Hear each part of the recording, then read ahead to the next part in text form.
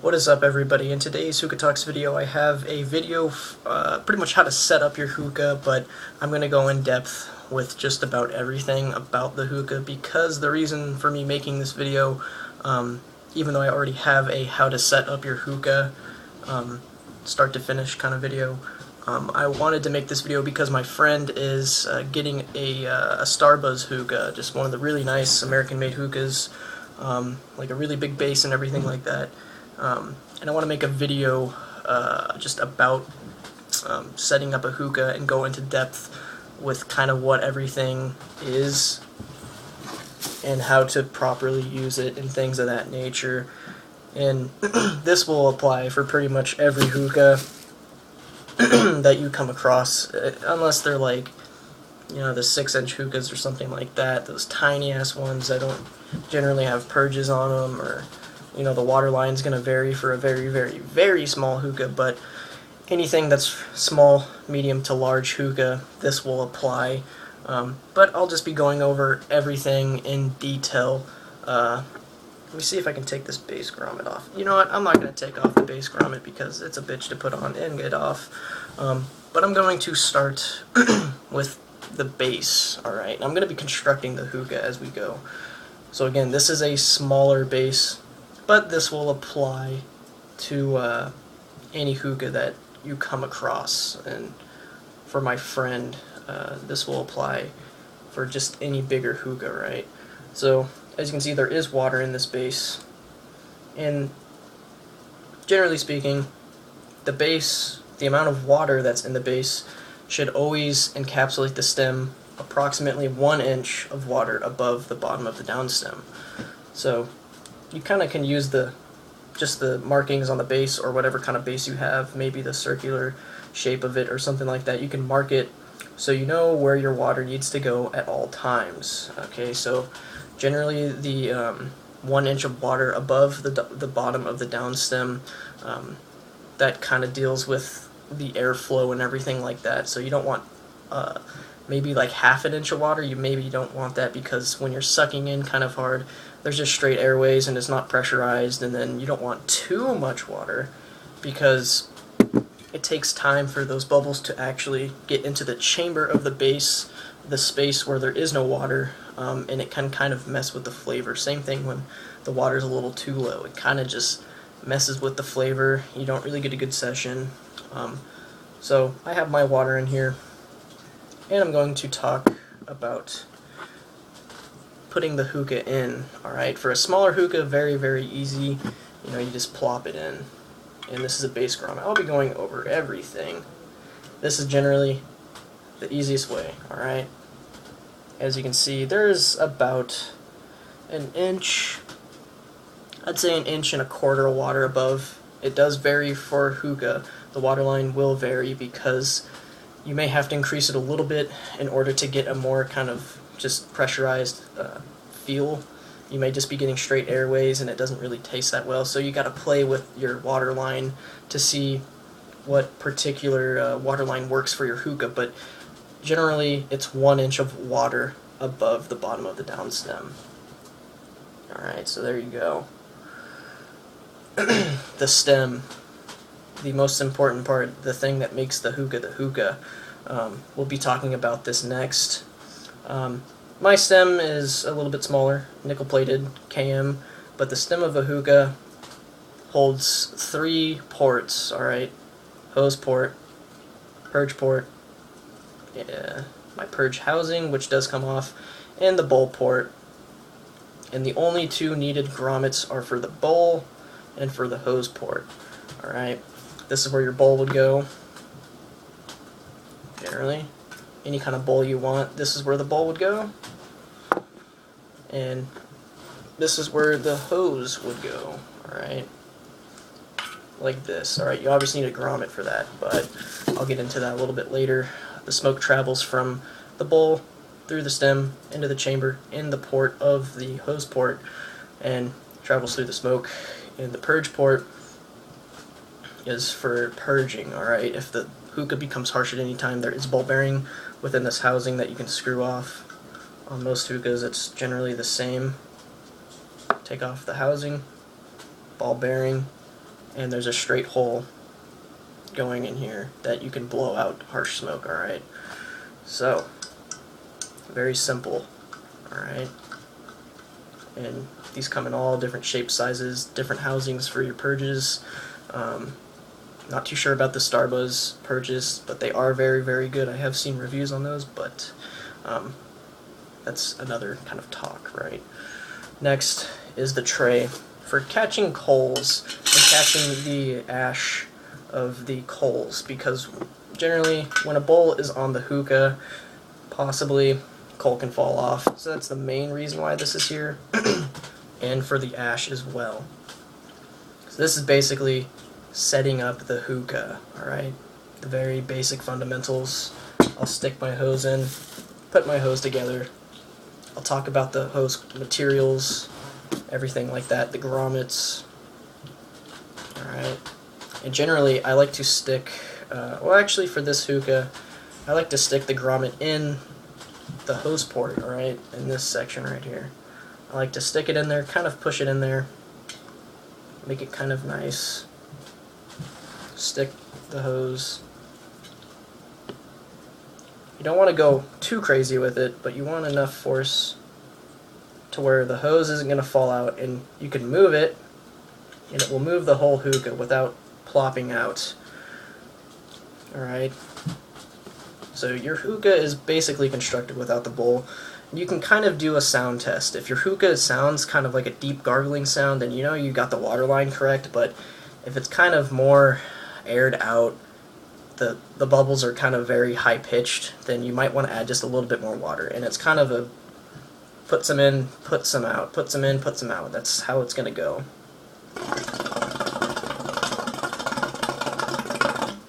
So my hookah does sound pretty deep for the most part. I could add just a little bit more water in there, but for the purposes of this video, that's fine. Pretty simple, alright? Alright. So the basic construction of your hookah is good, alright? Take off this tray. So we know about the stem, we know about the purge, the hose port, the base, and the water. Very simple, alright? Now let's get into the grommets. And what is a grommet? Why do we need grommets? Kind of the things behind the grommets, alright? And for taking the hookah out, for a smaller one, you could generally just twist and pull. But I find with any bigger hookah, I like to put my feet on the sides of the base, wiggle the stem from the top, and lightly pull up until the stem comes out, for a larger hookah that is. And make sure this is on the ground. You don't want to do it on some type of table or anything like that. But since this is a smaller hookah, I'm just demonstrating. Yeah, nothing too crazy, right? But we'll talk about grommets now, because this is kind of important. My friend specifically asked kind of like about the grommets. I was sending him emails, but I kind of wanted to just make a video about the grommets and just about the hookah in general. So let's do this. What kind of grommets are there that you may possibly need? Different sizes. Alright. Got a whole bunch of grommets here. Got grommet on grommet. So, different styles of grommets. I do not have any Egyptian styles, I don't think. Oh, I do. It's hookah fina style, but that doesn't matter. So, let's begin with the grommets. So generally speaking, when hookahs were first kind of like invented, they just used paper towels, or just paper, not paper towels. Paper as the grommet, as the seal for the hookah, what kept the hookah kind of together, what kept the hookah airtight. When you don't have a really good suction or good kind of grommets, air will leak and get into the base or the stem, the bowl, the hose port. Even your hose may kind of have a defective kind of grommet, and you may have to replace them. But for grommets, they come in many shapes and sizes, different materials. This is a base grommet, alright. Kind of a rubbery KM style grommet. And this fits on the stem of your hookah, right? I can't really take this one off, but generally speaking, you get the grommet and you stick it on. You get it pretty much on the hookah all the way, alright, until it pretty much stands flush with the bottom. And then you put this into your base, alright? Very simple. Come in different materials, alright? This one's kind of a more kind of rubbery, or no, more like a silicone type grommet, while this is almost a little bit more of a kind of hard plastic silicone. And this is just a rubbery kind of just a rubber, alright? Very low kind of grade rubber, because this stuff is just breaking apart. And it kind of gets on your hands. Don't worry about that. For your hose port, this is the grommet that keeps your hose in place, alright? I have these kind of mod style looking grommets, but you can get just about any kind of hard plastic grommet and fit it in here, alright? Your hose ports are going to be bigger, going to be smaller, so you're going to have to just mess around with the grommet sizes, alright? Just like so. So I have my hose port in, my base grommet on, and now for the bowl grommet. This is the most important grommet, because without the bowl we cannot smoke. So, this being said, bowls have different circumferences. Wider, smaller, not as long, alright?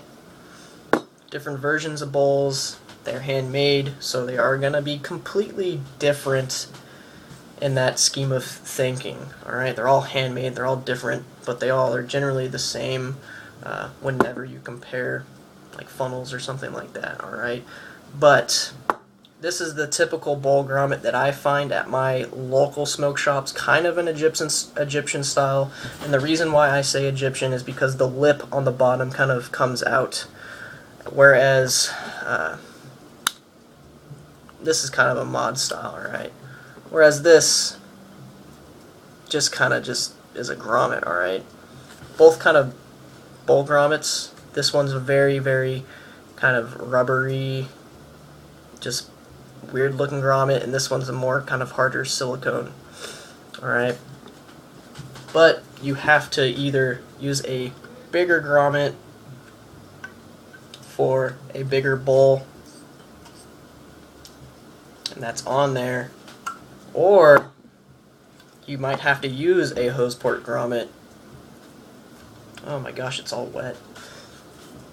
For a very tiny bowl, alright? Or just something that just has a smaller kind of gauge. Alright, this is all wet, but it doesn't matter. So, grommets, you need them. You just gotta play around with them. They are what make your hookah work. Other than the coals in the bowl, again, put the hose in the hose port with the grommet in there, and as you can see, it's all staying, alright? It's all good. Without the grommets, you'd have to be using paper towels or just paper, and it's not the worst idea, but we live in the 21st century now where we have grommets. I don't really like this grommet. Don't really work too well. In my opinion, hard plastic grommets are just not the greatest, because they're hard. Whereas a more malleable kind of like more malleable plastic, or just a silicone or rubber grommet, is going to do 10 times better. Alright?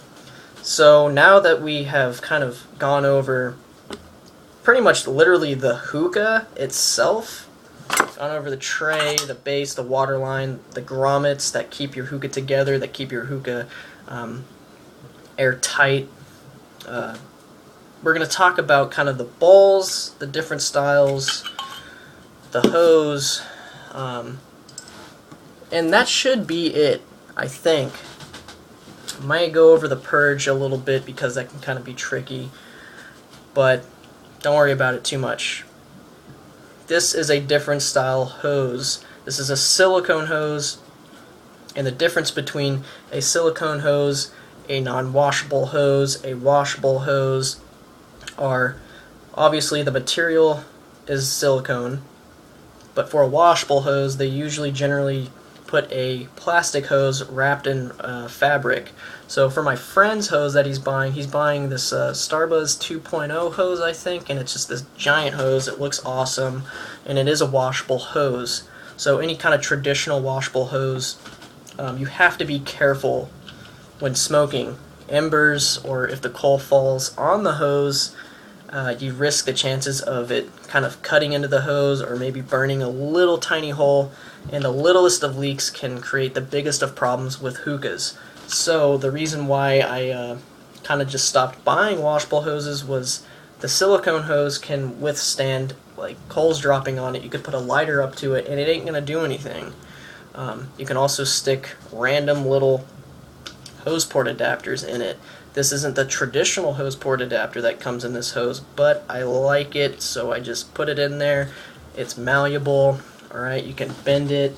The D hose doesn't kink, that I find. Like, you can wrap this sucker up very, very tight.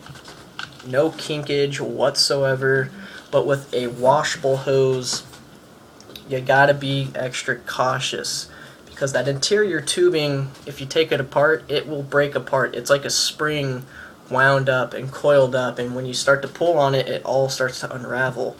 So you want to avoid kinkage, the coals dropping on there, and all of that jazz, alright? And this goes into the hose port on your hookah with the grommet, alright?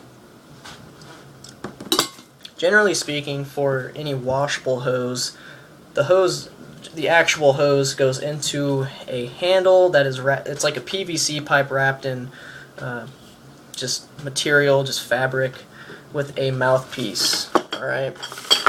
Generally these are what the mouthpieces look like, or many variations of these with a grommet. This is the grommet that came in my washable hose, like this. Alright. Very simple, not too hard. But for the D hose, since I do have this hose, I will go over it. I have a little difference between just a handle. I have this adapter piece, alright? This goes onto the hose. No grommet needed for this because it is silicone. And you have 3 O-rings that generally hold a piece of just kind of like a glass pipe with a little hole at the end to suck out of. But since mine broke, I have to make sure the little bottle, like so, bottle, and then since I don't want to be sucking out of it like this because I drilled a hole, I use just a mouthpiece off of a washable hose, put a grommet on it. Well, this is an Egyptian style, alright? An Egyptian style grommet, a little bit harder plastic, but it fits nice in my hole. Alright, so there we go.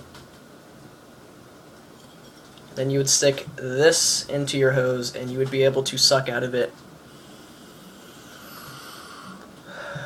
Open, draw, just open draw. I'm not even smoking. Just a wide open pull. Excellent for smoking out of a funnel bowl or just a more condensed bowl. Alright. Yeah. These are very easy to clean. Alright, don't have to worry about it too much.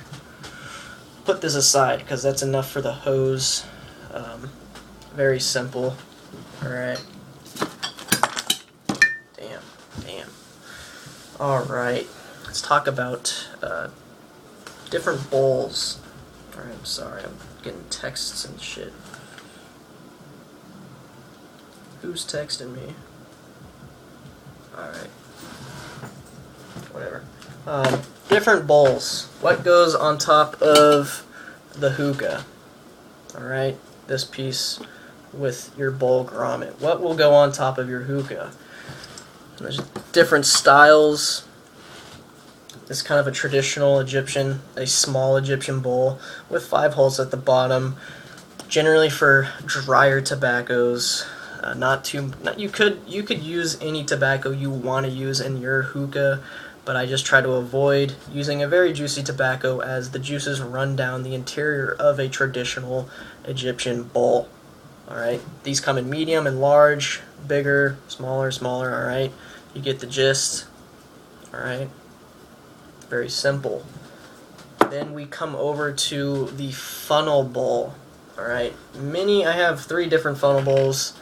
A shallow, smaller kind of funnel bowl, a very big hole in there, and as you can see, there has this like protrusion. This is called the spire. Alright. A skinnier funnel bowl, pretty deep, and then a large kind of funnel, medium in between these two, I would say. Just kind of a medium hole, large hole, and then a small hole. And this has these kind of grooves chopped out of it, and I'll talk about everything, but what are the differences between these two bowls? One, the tobacco is placed on top of the holes like traditionally, but when you come over to this guy, the tobacco is placed kind of in this trough area, alright, this little crevice, and when smoking out of a traditional bowl, you can suck tobacco through the holes, so it's not the most ideal bowl, but it gets the job done. This, on the other hand, barely any tobacco will be sucked through the hole unless you pack it very, very lightly. And with this bowl, just the juices run down the interior like I was talking about. With the funnel bowl, not too much. Airflow purposes, alright, which one's going to bring a little bit better airflow? This guy, again, the tobacco is packed over all the airways, so not the greatest airflow, but with this, you pack the tobacco around the hole, you keep it completely open, and you get excellent airflow out of these. Again, what are these little slits? Generally, with any funnel that doesn't have that, if you pack the tobacco up pretty high and you put the foil on there, and the spire kind of is touching the foil, it blocks the kind of the airway. So what some companies do is they just cut the spire a little bit, kind of like the top of a castle. Alright, nothing crazy. That's all that is. Nothing too special, too important. Just very, very simple. Alright. And I have another style bowl if it's in here. Let me try to see if I got it or not.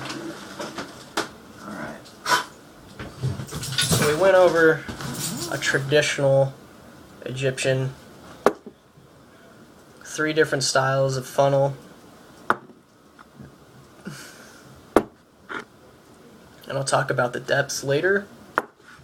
And now we have a vortex bowl. This was the first bowl that was kind of a revolutionizing hookah. They were all mainly these, and then vortexes came out. Spire, so similar design, but there's holes on the side, so kind of the same thing, but juices can still run down this pretty easily. I don't really like it too much. Honestly, you get probably better airflow out of this than you would this, because I've never really had good luck with a vortex bowl, but you don't really have to worry about these too much. Alright, so the depths of bowl, what's kind of a better depth, or why such a shallow depth on the bowl? And I'll compare with these 2 smaller funnels. Alright, as you can see, this has about ½ an inch of depth, and this has maybe a quarter and some change. Alright, why different depths? Generally, funnel bowls require juicier tobaccos, because how a funnel bowl works is the tobacco is placed in this kind of trough area, and the juices will sit in this trough and just collect, and when you smoke, there's just a lot more resistance to the heat. Alright, there's a lot more juices in here preserving the tobacco from the heat. But when you come down to a funnel bowl that is very shallow, why do you do that? Isn't a funnel bowl kind of meant to kind of preserve the tobacco Well, a more shallow bowl is for a very, very juicy tobacco, something like Tangiers or Fumari or Fantasia, one of those kind of, or just any other kind of really juicy tobacco out there. In my opinion, those are pretty juicy tobaccos, right? Sorry, I have a habit of cleaning my bowls, but a little dirty. But again, if you're gonna smoke your hookah, you can put whatever the fuck you want in a shallow bowl, a large funnel bowl, a deeper funnel bowl, which we're gonna be using. You could do whatever you want to do, but that's kind of the purposes for the different depths and whatnot. And same goes for, I guess, just large Egyptians, alright? Or just Egyptian bowls, alright? Some Egyptians are a little bit deeper than others. Again, they are handmade, but for the most part, the depths don't really matter too much with these because it's just all right there. You're putting the coals pretty much, like, it's going to get all the tobacco, whereas with these, there's a lot of juice in here that's just preserving that tobacco from the heat. But yeah, it's kind of funnel bowls and just different bowls that you can put onto your hookah. And we're going to pack a funnel bowl because I feel as though, well, we could pack both. We could pack this guy, alright? This guy's super simple. And we could pack this guy. These two are very simple bowls to pack. Once you get it down once, twice, 3 times you do it, you know it for the rest of your life, just like riding a bicycle or something, right? And what we have is Al-Fakr. And if you're new to just shishas and just different flavors, Al-Fakr is probably a pretty good brand, alright? They've been around for a long time. 50 grams, alright? Nothing too crazy.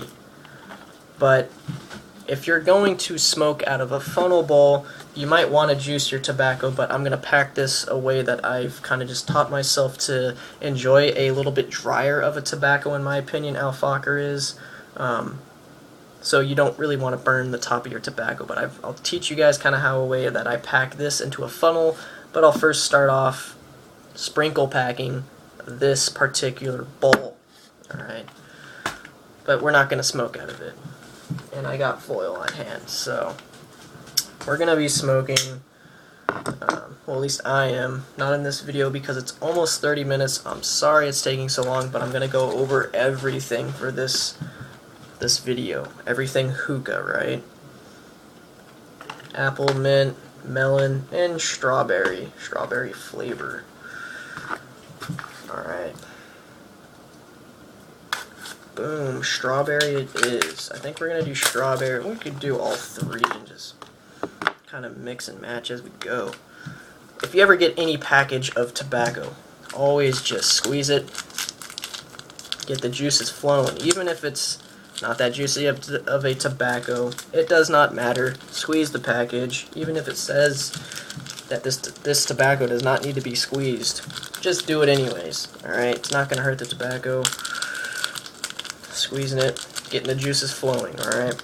These are 50 gram tins. Generally, they go in increments of 50, 100, 250 kilogram. That's about all I see. There might be kind of weird in between, like 300 or 150, something like that. But it doesn't really matter too much. So I'm just going to cut mine on the table. My knife isn't that sharp either. Okay, it did it. Alright, you guys, so strawberry smells like a fucking strawberry. It's kind of weird. Like, legitimately like a strawberry. Like, generally whenever I smoke Al-Fakr, like, they have their own spin-off of the flavors, but this one actually smells just like a strawberry. Not sweet strawberry or nothing like that. Kind of weird, but as you can see, Al-Fakr. Alright, you can see Al-Fakr. Take a pinch with your hands. Alright? And this is if you're going to fill up a traditional kind of funnel bowl, right? Do I have a little thing that I could set my iPod on? Maybe you guys can like see or something. I don't think I do. What if I use this? Dude, this is gonna be fucking weird. Oh shit. Is that good? Can you still see? Oh, you can still kind of see. Let's do that. So we're gonna take a pinch of our Alfacher strawberry and we're going to sprinkle this in. And the reason we sprinkle in a just Egyptian style bowl is because the holes are at the bottom, so you want the air to pass through the little crevices of the tobacco. But if you're going to smoke out of a just a traditional kind of funnel, then you don't really have to worry about sprinkling the tobacco because the air does not pass through the shisha. It passes through the spire in the middle, so you don't have to worry about it too much. But this is for demonstration purposes only. We're not going to be, well, I'm not going to be smoking out of this, but you get it. Alright. And this would be a very light pack. I sprinkled all the tobacco on there. As you can see, dirty fingers. That's what comes with this. You can use a fork, which is what I normally do, but again, for the purposes of this video, doing all that jazz. So as you can see, we have successfully packed this bowl. I'm going to wipe off my hands with just a rag that I have in my little hookah carrying case, my toolbox. And as you can see, we have a decently packed bowl. Alright, nothing too crazy. A little bit on the side there. Oh, and he fell. Alright, so let's put this away for now. Kind of cool getting use out of homemade hookahs as iPod stands. So you've seen this. Now we're going to put some foil on this, and I always do a double wrap of foil. Boom, Reynolds wrap. Alright. Always pull more than your bowl. You don't want to have like only this much foil on either side. Precise foil making is just, don't do it. That was like a thing for a little while. Like, people would always just like cut like like a 1/4 inch or like 1/2 inch of foil all the way around the bowl, and it just, you can't get a good foil seal that way, in my opinion. So for foil, shiny side always facing downward, but whenever I do a double wrap, I always do shiny side facing itself.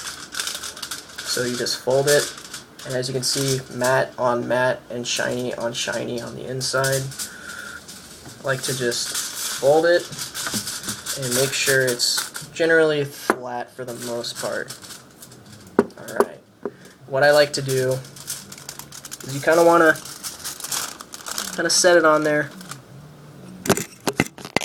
See the impression of the bowl. Alright. And I'm going to cup around the bowl like so. I'm going to use my thumb and my middle finger, and I'm going to kind of just crimp around the bowl, and I'll make it tight and everything like that. Alright, so we're going to put this back on the bowl. Going to crimp around this, and I'm going to grab the edge of the foil because we're only going to do this to half of the bowl, as you can see. I'm going to just pat it down, come from the top and down, and as you can see, we have half of the bowl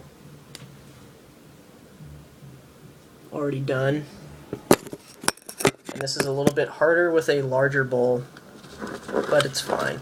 And we're going to cup this side kind of with our little webbing right here, and then pull on the sides that we need to, and then crimp on these sides, and then kind of just cup around the bowl. Alright, As you can see, it's flat for the most part, but we have an imperfection here and kind of there. And what these imperfections are created from are folds within the foil. And the only way to really get those out is you gotta undo the foil, and you can see this fold right here was creating this little piece. So you gotta undo the fold, make sure the bowl's tight, and just kinda make sure that fold isn't there anymore. So you see how that fold's gone. It was right there, there's a little bit of a thing, but it's not like it was. And I just make sure the foil's on there tight, alright? You want to make a drum shape, alright? This little piece right here, it's always fucked up because there's a chip in the bowl that isn't there. I don't gotta worry about it. Alright, fucking jeez. As you can see. Alright. And for a Egyptian style bowl, where's my poker at? Right here. You could use a toothpick, you can use a freaking thumbtack is what I always use, but I just made this little poker. And for an Egyptian bowl, you always start from the middle outward, alright?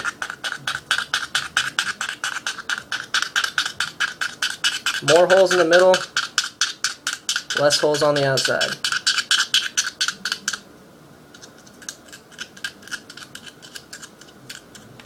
Nothing too crazy. Alright. That generally gets the job done. Pretty simple. Kind of see some patterning that needs to be filled. And this is fine. You place the coals on the edge of the bowl. Alright. I'll do kind of a coal orientation on this. And the reason being you put the coals on the edge of any bowl is because, especially with an Egyptian bowl, you don't want to burn the top of the tobacco. If you burn the top of the tobacco, you're only going to be tasting that, and you're not going to be getting down to the lower levels of the tobacco. So what I have here is this is more of a 2-coal bowl, and I have them on just the edge. And as you smoke, you will need to ash them off and slightly rotate them throughout the session until they become small enough to where you can put a second round of coals on. Alright? Pretty simple. Keep them on the edge. If you put them in the middle, like that, you're just going to burn the fuck out of the tobacco, and you're going to be sucking in a lot more coal than you would. Alright? And I have them up long ways. That's just how I do it. You could put them on this way. Kind of hot for this bowl. That's why I always do it longer ways, but it doesn't really matter. As long as it's a little bit off the edge, as you can see. A little bit off. And that's just for a traditional bowl, alright? We haven't even started with the funnel, the 80 feet bowl by Hookah John. Let's take this off, because we don't, honestly, we don't need to smoke this. Or at least I don't. Alright. It's so pretty, right? Look at that. There's some tobacco on there. Oh, it's so bright. Generally speaking, with a funnel bowl, you don't really have to worry about sprinkling too much. You want to get a, like, kind of a tighter pack, but since it's alfacher we're smoking, you want to do a lighter pack. A sprinkle pack. Fucking A. This shit's dirty. I cleaned it, but it's just like there's some hair or something on it or something. But I'll show just the standard pack you do with a funnel bowl, alright? So I'm just going to take this out, and I don't even worry about getting this shit in the spire, alright? And I'll tell you why. I'm just gonna frickin' scrape this out with my poker.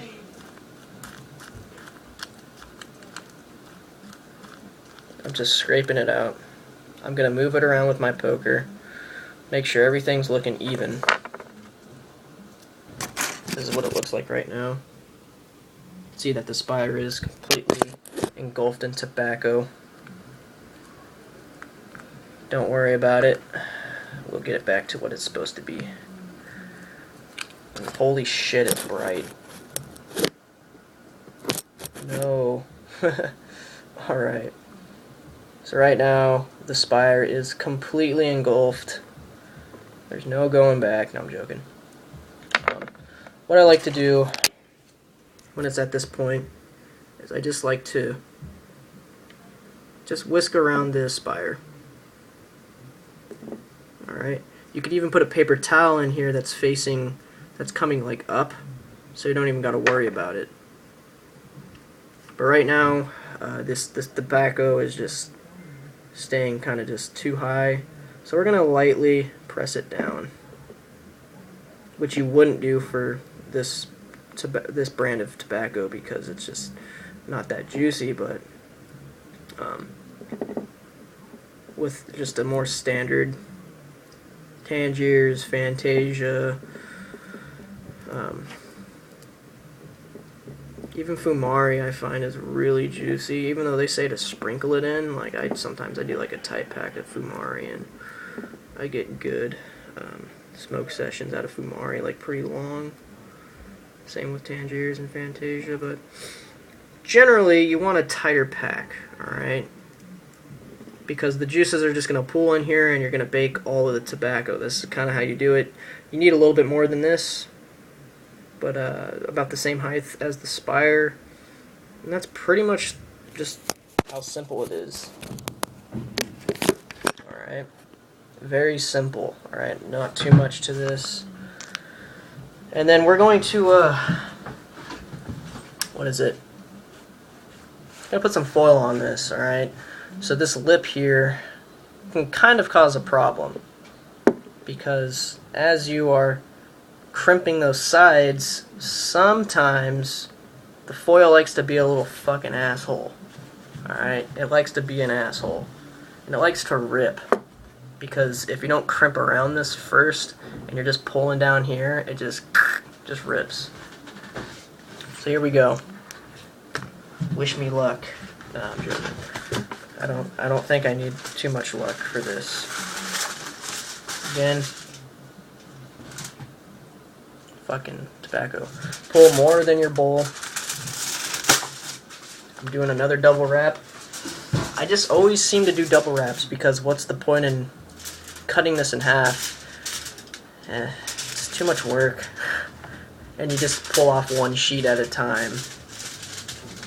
Fold it in half, make it look pretty. Don't really have to worry about all the fucking little shits, little things of this nature. So we're going to put this on, kind of flatten this out, kind of see where our bowl's going to go. Alright. Like so. Nothing too crazy. Alright, as you can see, this is where the bowl's going. We got about an inch on either side to play with, to crimp on, and just to make very kind of just tight. And what I like to do with this is like we did with our other bowl. Fucking bright. Alright, that's a little bit better. I like to hold the bowl and take this and wrap it under that little lip on the bowl, because if we just start tightening down on this, it's not wrapped here, so it's just going to rip. So I like to push this foil under the bowl, alright, and get it to the neck of the bowl, to this. You want it on there. Alright, so as you can see, got that one side, this one side, basically almost done. And we're just going to kind of just go along the bowl. And we're going to need to fix certain areas that I can already see. Once we kind of have it all, I like to just kind of run my fingers along each individual kind of piece of the ledge, the little lip right here. As you can see, not the prettiest, but we kind of need to fix these areas. So again, these areas are where there's kind of just folds in here that kind of fuck this up. So we're going to undo these little areas. So as you can see, these two things were kind of covering this area from being pulled tight. So we're going to pull on this, make sure the other side of the bowl is good, and we're just going to pull it tight, put it on there, and then boom. So as you can see, that's pretty much gone for the most part. Got a little bit of a kind of thing going on here, but that's no biggie. Just do the same thing, pull it tight. Alright. And honestly, this is decent enough. You could get a decent amount. You gotta fix this guy right here though. That's gotta come undone, I think. Oh, see, I'm ripping the fucking foil. That's not good. That is not good. Honestly, it's fine. What I like to do is just kind of tighten it all. You guys can kind of rub around the ledge of the bowl. And for a funnel bowl, we do not poke holes in the middle, although you can poke like one hole in the middle if you really want to. Let's just do it. That's kind of like in the middle, not so much kind of off. Let's just do another one. Alright, now we got two off centers, creating a symmetrical center.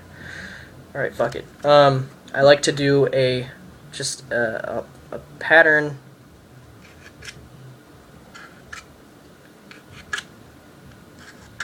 all the way around the bowl, keeping the spacing of the holes kind of for the same. That's kind of what I like to do, alright, around the edge, not so much in the middle. I was just kind of messing around, but that's kind of what I like to do. Then I like to kind of just create where the circle would be in my head. Alright, something like that, nothing too crazy. And then I like to do another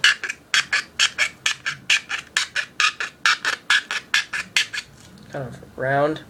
So kind of have a star pattern, I guess, going. And then I like to do mini holes. So all these holes that I've placed, I've gone as far as I can go. As far as I can go into the bowl. But for these, I'm just going to go a little bit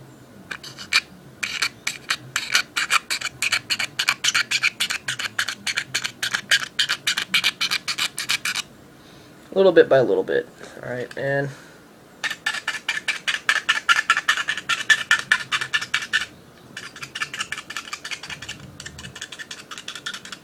that's basically it.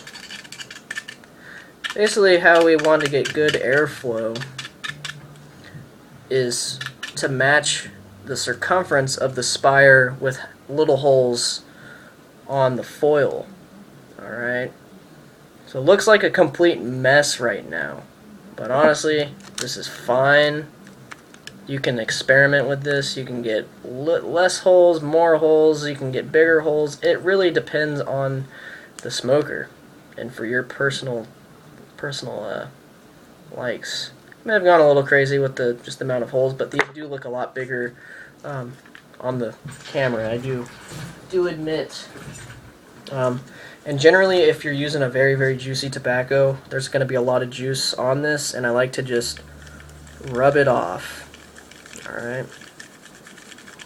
Just rubbing it off. You want to keep your foil kind of tight when doing this. Alright, you don't want to indent into the tobacco. The reason being, foil needs to be tight is because you don't want tobacco to burn everything. Alright, or you don't want the coals to burn the tobacco. Alright, if you got loose foil that's just freaking caving in on itself, it's not going to do a good job of really kind of keeping the coal away from the tobacco. Alright, the foil is the barrier between the coal. And for this, similar,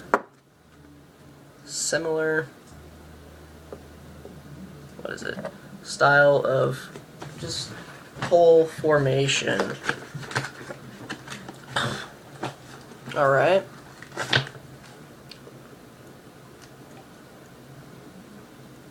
Nothing too crazy. 3 coals maximum for pretty much any bowl. That's it.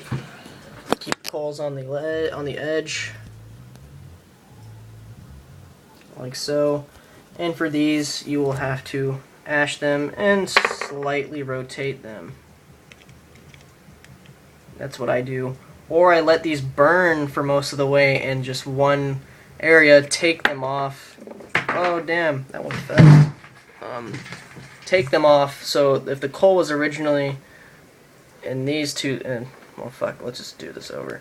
In these 3 spots, they burn over, I would just put them in those spaces I hadn't already put the coals. Alright. Very simple.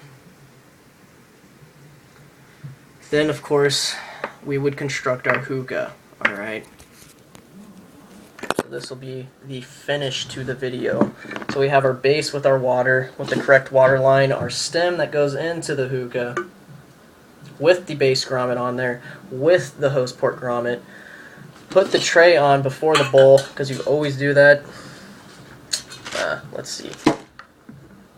Put the, I have to use a hose port grommet for my bowl because this, well, it's too wet. God. Because the whole circumference of the bowl is just a little bit smaller. Put the bowl on top until it's snug. It's not flexing, it's not moving, it's secure on here.